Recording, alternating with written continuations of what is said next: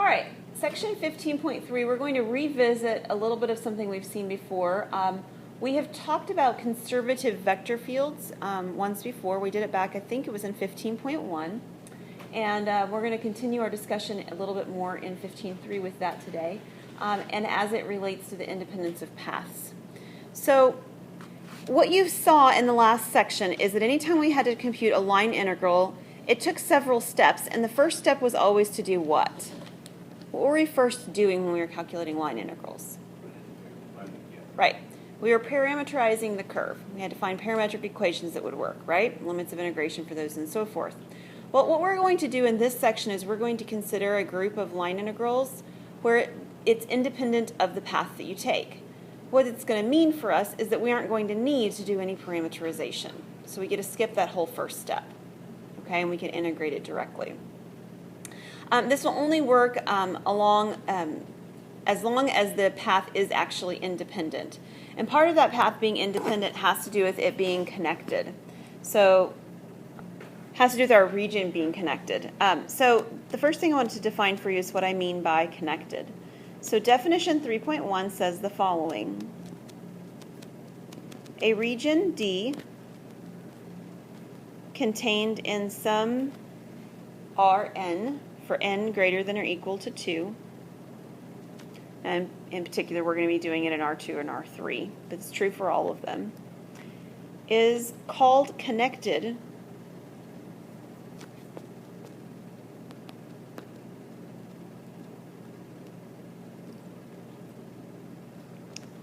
if every pair of points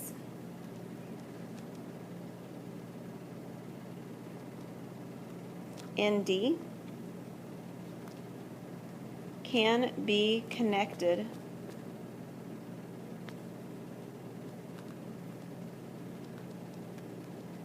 by a piecewise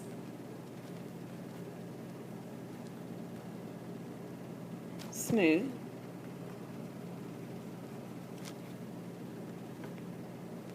curve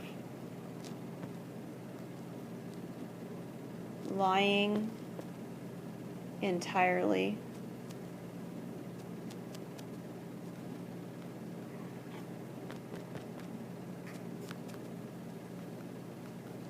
in D.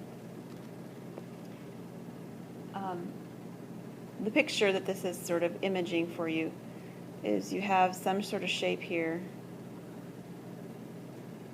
D, and if you were to take 2 points, any 2 points in D, the curves that you would, anything that you would do to connect these two would lie entirely inside of D. There's no reason to go outside of D to connect the 2 points on the curve. Okay? So to get from here to here, you would stay inside of D. And so this is called connected. And the images that you would imagine that wouldn't work is that this is your region R. Sorry, this is your region. Yeah, I did mean D. Okay. This is your region D over here. These two disconnected, like blobs, they look like blobs. And if I were, in fact, to have a point in each one of those locations, the connecting, there's no way to connect those two without going outside of the actual region D, so right? There's one way to connect it, even if it was just like one lead. Yes, you have to be able to connect it in piecewise linear form. So, and remember we talked about piecewise linear, meaning that you've got line segments, so this picture is not really even all that great. But if I can connect it with a straight line or a series of straight lines, right, then that would be piecewise linear. Or, sorry, not linear, piecewise smooth. And then we had an example also where it was connected not even with lines, it had a curve on one of them that we did before, which would be fine too. Okay, so it doesn't have to actually go there in one equation. It could go there in several. All right, so let's take a look at Theorem 3.1 to see where we're headed with this. Theorem 3.1 says the following. Suppose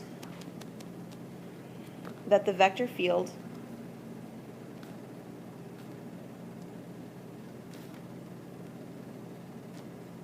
f of xy, which equals, and we're just giving some names to the components. The first component we're going to call m of xy, And the second component they're going to call n of xy. So we're going to suppose that this is continuous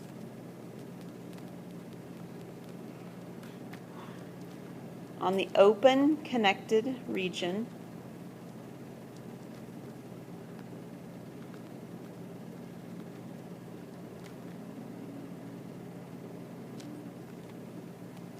D contained in R2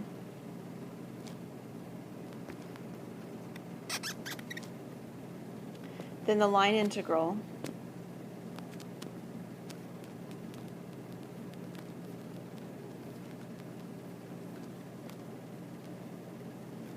which we defined in the last section as the integral of C, where f of x, y, dot product dr is independent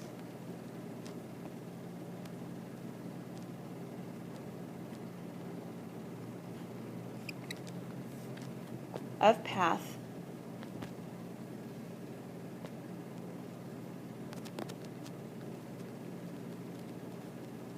in D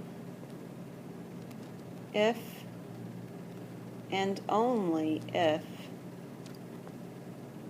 f is conservative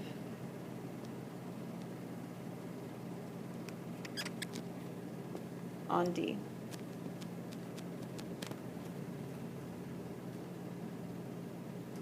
Remind me what conservative means. Yes. Thank you. What did you say, James? You That's make the the joke. opposite of liberal. The opposite of liberal, yes. All right, so like we said, the key for conservative is the idea that the gradient of f is equal to our force field. Yeah, something like that anyway.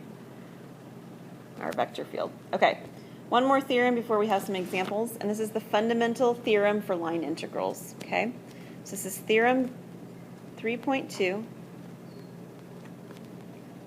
And it is the fundamental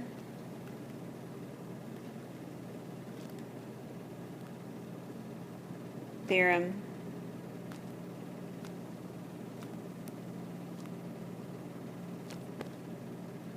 for line integrals.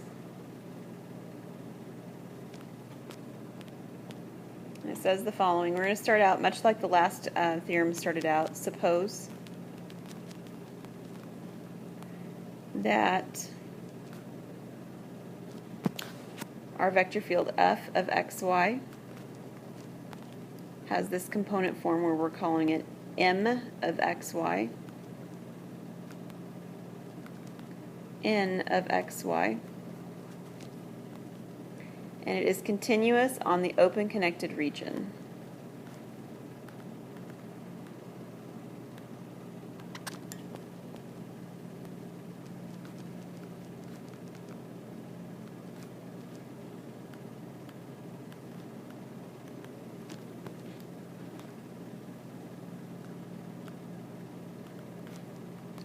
D inside of R2.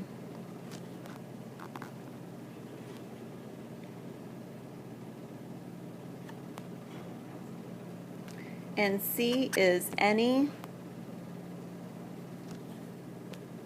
piecewise smooth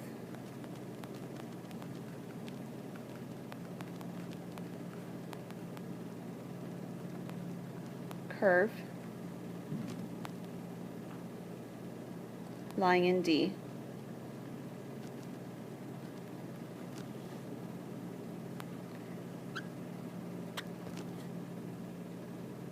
With initial point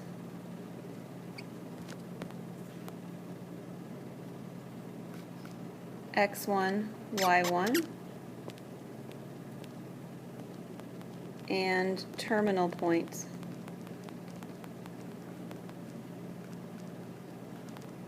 x2, y2.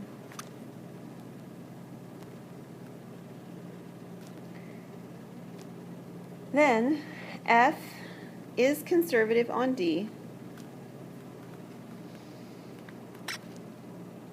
if. I left the word if out. That's an important word. Don't leave that word out. I'm going to put that where it belongs. Then if F is conservative on D,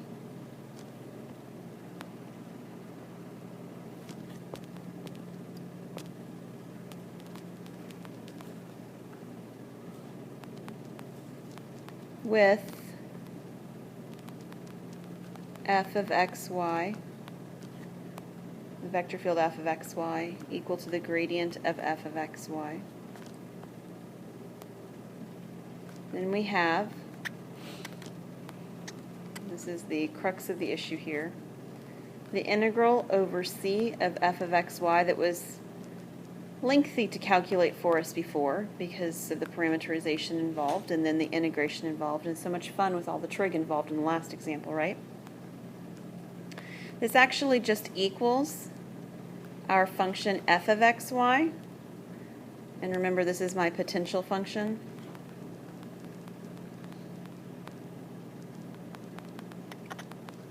I'll remind you how we get there when we get that when we get there. Evaluated at x2, y2 down to x1, y1, which means all we're really doing is finding f of x2, y2 minus f of x1, y1. And notice what we didn't have to do. Integrate. That's nice, because the integration is what made things a mess in that last trig example more than anything else, really, was the integration.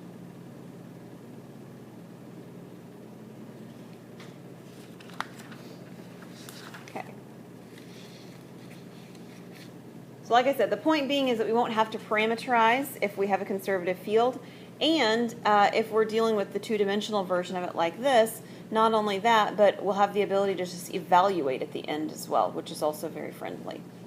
Okay? No integration. All right, so let's start with figuring out if things are conservative, reminding you how we actually do that. And in a two-dimensional case, it's simpler than in a three-dimensional case, so I'm going to show you examples of both. All right? So we'll start out with the directions, which are not actually finding line integrals, or just talking about conservative fields. So we're going to determine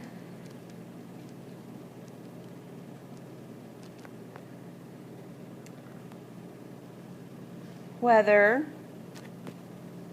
the vector field F is conservative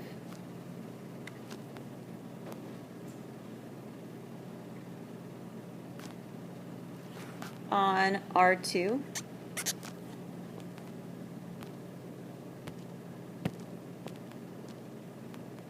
or R3, depending on our dimension.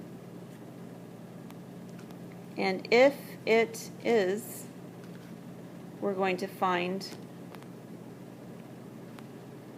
a potential function F.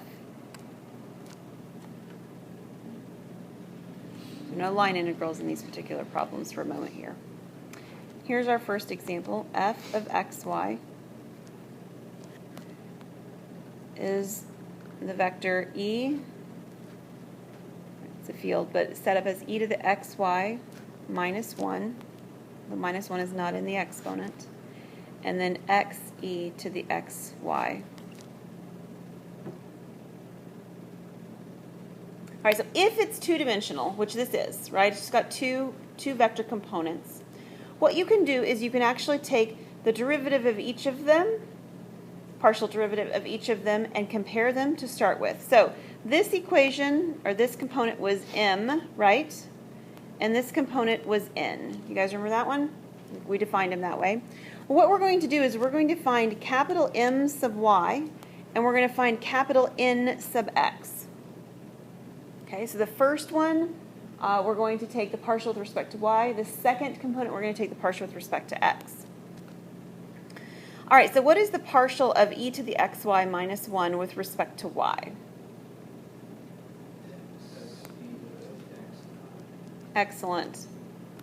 And the second one, x e to the xy, we want that partial with respect to x. It is a product rule, you're right. So for the first one, well, you could just take the derivative of the x and get e to the xy like that, right?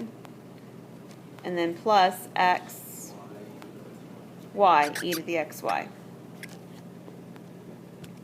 If these two don't match, and they don't here, it's not conservative.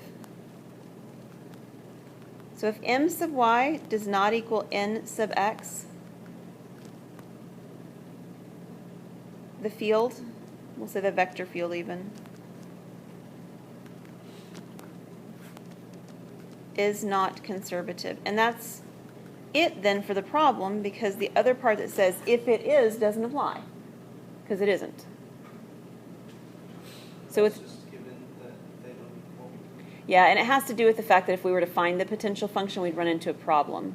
And we will for 3 dimensions as well. It just doesn't, we don't run into the problem as quickly in 3 dimensions. It's not quite as simple because of that 3rd dimension. Yes, Nathan? Why do we take m with respect to y and with respect to x? When we do the 3-dimensional one, ask me that again if you're not sure, or ask me to clarify, because you'll see it more written out because we actually go through the process to find the potential function. So remind me again when we get to that one. I'm going to do one more example, 2 dimensions, and we'll do the 3-dimensional one. Okay? What we just found, wasn't that the gradient? We just found the gradient. Or no? Did we find the gradient? No, we didn't find the gradient. So. Okay. All right, let's do another example. All the directions stay the same, so I'm not going to rewrite them. We're going to change the function, though. Our function f of x, y. We're going to do one with polynomial this time. 3x squared, y squared. Second component, 2x cubed, y minus y. Actually, Nathan, this one might actually show you the question you had too. I didn't think about it from here, but that's okay. We're going to start at the same way we did the last one. We're going to find m sub y, and we're going to find n sub x. I'll write them both over here. All right, so here's my m. With respect to y, what is it? 6x squared y. And then n, with respect to x, 6x squared y. yes, 6x squared y. So these two pieces are the same, right? So m of y equals n of x. So the vector field is conservative.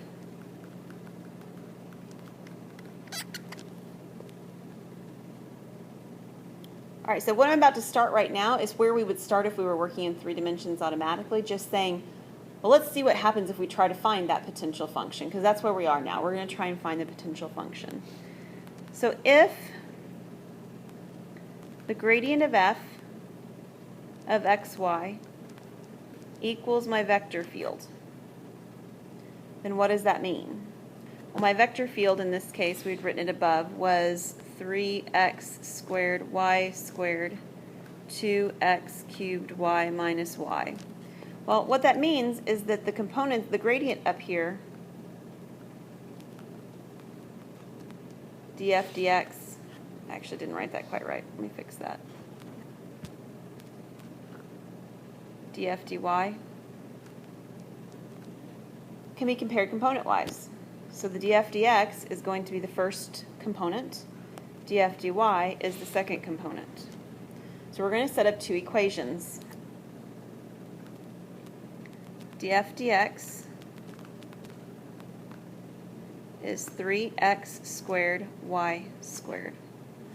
And df dy is 2x cubed y minus y. Do you remember what we did after we found these? We set these up back in 15.1. I know it's been like a week since you've looked at 15.1. Where's the other side? Yeah, we put the dx on the other side and we integrated, exactly. So we're going to find, in fact, I'll do just like what you just said, Jordan. We're integrating this. No. Are you good? Yeah. Okay. All right, so on the side now right here, we're finding, or at least part of f of xy. It's not going to be complete, but we're going to try and find this, and we're doing this with respect to x. So I need the integral of the 3x squared y squared with respect to x. What would that be? X cubed, y squared. Right, x cubed y squared. What else? Plus g of y. Right, plus g of y. Now, Brandon, we normally put plus c, so why did this say g of y? Because since the partial derivative, it could be a function of y. Right. If we had something a function of y and we took its derivative with respect to x, it would simply go away. So we have the potential that there is a g of y going on over here that's going away when we take the partial with respect to x, that we're sort of undoing right now, right? All right, does that look okay so far?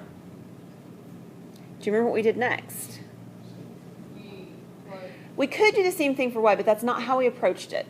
That's not a bad option. It's just not the way that we approached it when we did before. Taylor? Did we put y in that and find the derivative? Or did we No, start- not yet. Not yet. You're doing those multipliers. Huh? No, that's not what we did. Partial derivative with respect to y. We did. We took the partial derivative with respect to y. So, Nathan, basically you were wanting to go the other direction with it, is that you were going to try and do the integration of that. We're just going to find the partial with respect to y now. So, the df dy, del f del y. So, we're going to look at what we've got now and take its partial with respect to y. Of the new, right? Yes, of this new function that we just created, f of xy. Exactly. So, what is the derivative of x cubed y squared with respect to y? 2x cubed y plus g. Yes, plus g prime of y. So what's the point? Well, the point is that once we're at this point, we can compare what we actually have for df dy, right? And we can see very quickly then that g prime of y should actually be equal to negative y in this case. And if that's the value for g prime of y, can we find g of y? Yes. What would it be?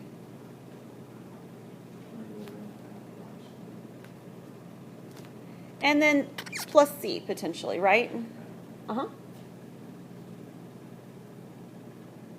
So why is that helpful, or where does that leave us, so to speak? Well, it leaves us with the equation that we're looking for, right? Here was the equation that we had, but we had this sort of g of y in it that we didn't know what it was, but now we know what it is. It's negative 1/2 x squared, negative 1/2 y squared plus a potential c, right? So my function, sorry I'm trying to cram it all in on this slide, but this is the last thing I need to write here. My function f of xy, as we had already before, is x cubed y squared, and then plus g of x, which was minus 1/2 y squared plus c. Now, you might actually see the plus c written in. You might actually see them leave it off, and we will leave it off when we get to line integrals, actually calculating with these, because it actually says we're supposed to find, if you take a look back at those directions, a potential function, which means c could be anything we want, right? So a potential function could be just, the c is 0, and that's what we'll actually do when we get to line integrals. So for what we're going to leave it, we'll go ahead and leave it there for right now, but this is the potential function of this vector field. All right, we're going to do a three-dimensional one now because they are a little bit different, and I was actually glad to see that I was going to have the opportunity to do that because you guys encountered one in section 1, and we didn't see one in class, and there wasn't an example in your book. So we're going to do a three-dimensional one, f of x, y, z.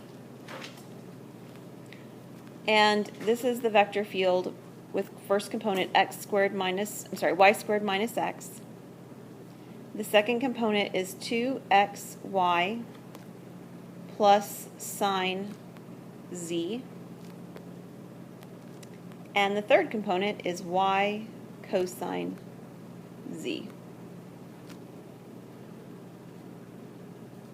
There is no shortcut here to decide if it's conservative. We just have to start in on trying to find a potential function and see if it works. Okay? Oh, and I guess I didn't make actual mention of that. On this one, Nathan, over here, the reason the potential functions are actually working is because you take a look here and you get the derivative of one piece matching up with the derivative of the other piece. These partial derivatives end up matching. I don't know if I picked the right pieces. The m sub y and the n sub x need to be the same, or you're not going to get these pieces to match. Let's say it that way. These pieces won't be the same I was wondering for why the we choose comparison. M sub x and not M sub y. Because those aren't the pieces. You're doing the partials the opposite direction in order for them to match. Yeah. And that's happening because the first component actually is, where's my piece of writing? Oh, del f del x. It's already, that m component is a partial with respect to x already. Okay. That's why. Yeah, so we're looking at the partial then with respect to y, the other variable. All right, so we're going to take a look now at a three-dimensional one, and we're going to just go sort of down the line. We're going to start with the first one. Oh, let me say it this way first.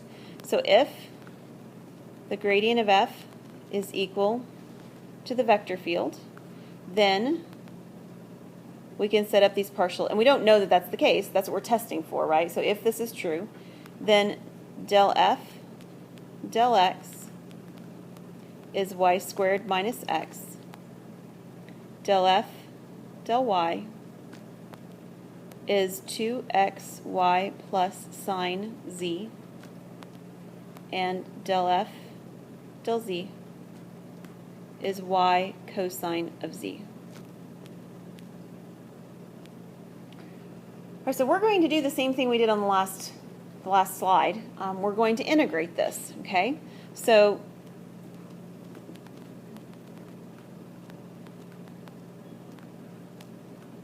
like so.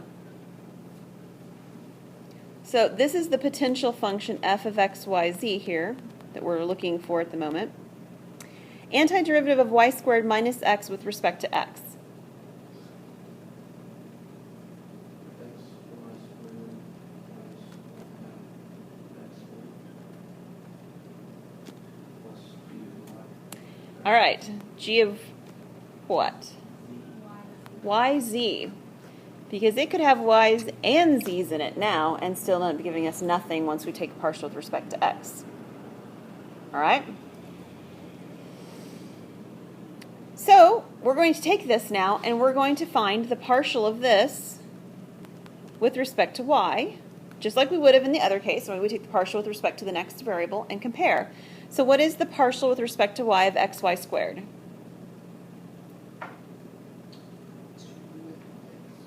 Mm-hmm. And the partial of negative 1/2 x squared. That's 0. And then over here, we've got the g of yz. And we can't just write with g prime here, right?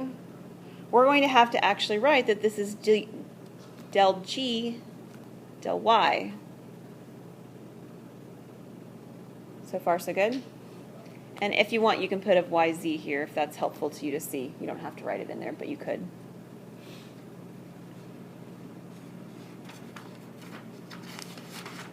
All right, so we're going to compare that now to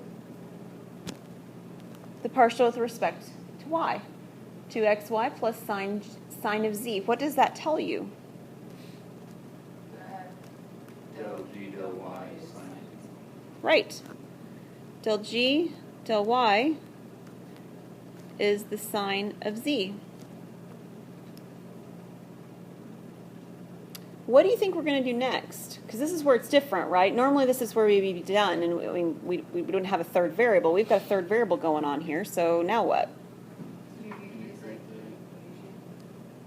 So I think what you're telling me, I hope, is that I can do it again. Does that sound accurate? Does that look okay? Mm-hmm. All right, so I've got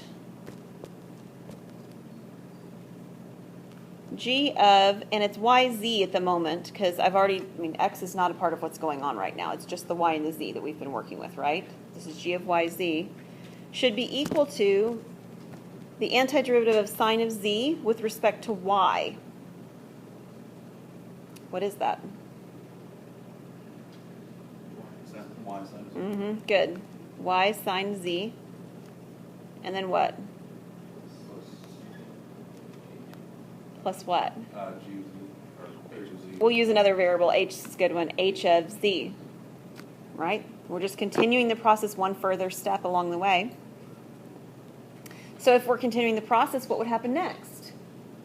Partial Z. You got it. Good job. Partial with respect to Z. So what's the derivative of y sine Z with respect to Z? Y cosine Z. Good. Y cosine Z plus, and then we actually can write H prime of Z if you'd like here now. Right? Okay. If you want, you can write DH dz as well. All right, now we want to compare this back to, oh, it's way over here now, but this function right here for del f del z. So this is y cosine z.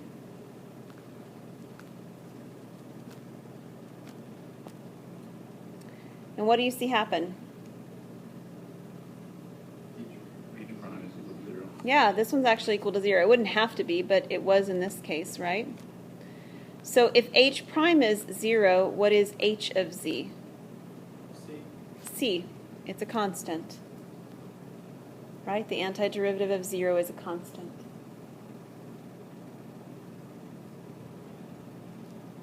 Okay, so let's go back up and see what we've got. That tells me that g of yz is y sine of z plus c. But then the whole goal was actually to find f of x, y, z. And that was over here. Xy squared minus 1/2 x squared. And then it was supposed to be plus g of yz, which is on the line above. So plus y sine of z plus c.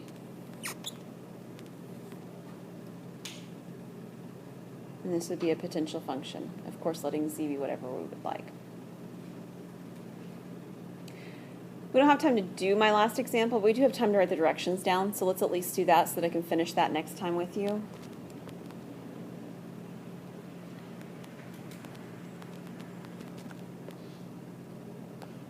We're going to show, we're actually going to get into the line integrals then, show that the line integral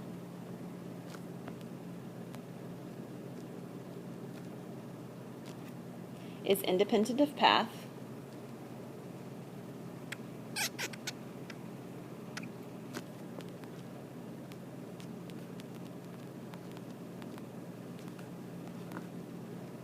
in R2 or R3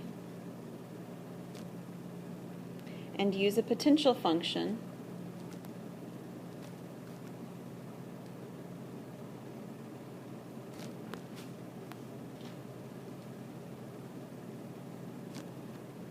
to evaluate the integral.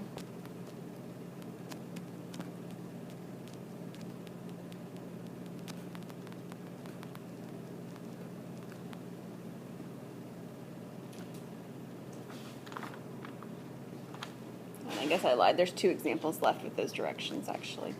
So we will pick up there next time. Let me actually give you the assignment so that if you'd like to do the parts at the beginning that are just like the ones we did, there's, I think, 4 problems. Yeah, I think there's 4 problems at the beginning that have this variety to them. Then you can start on those as well. So the homework